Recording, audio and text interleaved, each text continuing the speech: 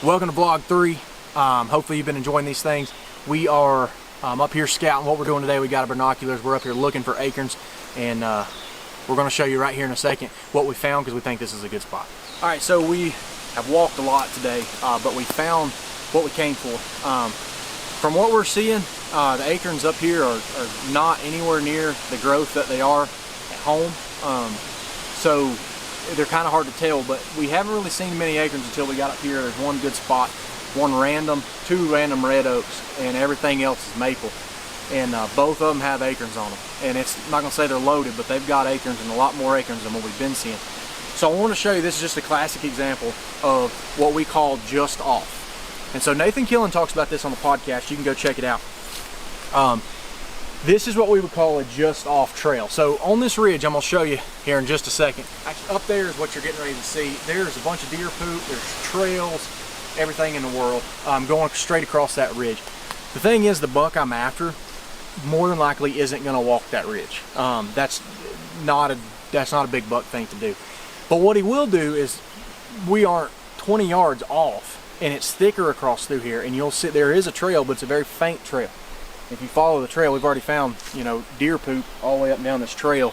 And what they're doing is he's just sticking to this cover as he comes across. And so he's eating on the same thing they are and doing exactly what they're doing. He's just using a different way to get there. So this is what we would consider just off. And a lot of times this is important for benches too. A lot of guys hunting mountains will find a bench and they'll set up right on the flat.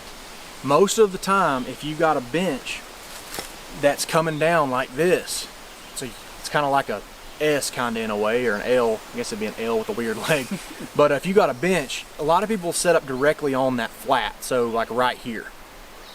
The buck's not, he's there because of the bench, but he's not going to walk directly across that wide open bench. A lot of times he will cross either right below the bench or right above the bench, just depending on where the cover's at, because he's not going to leave this nastiness of what it is. So what we're going to do, I'm going to set a camera today, but I'm going to set my stand in September. I about fell down.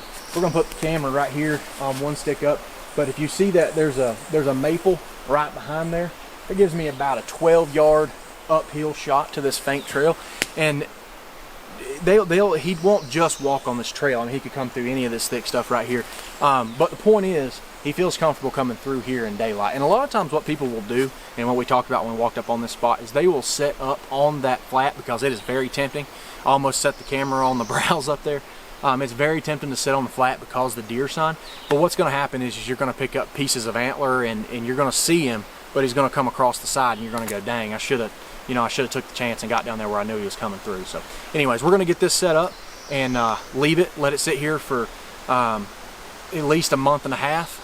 Come back mid-August, try to slip in here in the rain and see what's came through here, what's in the area, and hopefully kill a big buck here in September. That's the plan anyway. So we're going to put it up here, and we'll show you what this flat looks like here in a second. But anyways, vlog 3. Hope you guys are enjoying the vlogs. Again, little snippets. Hopefully you can learn something, and yeah, we'll make it happen.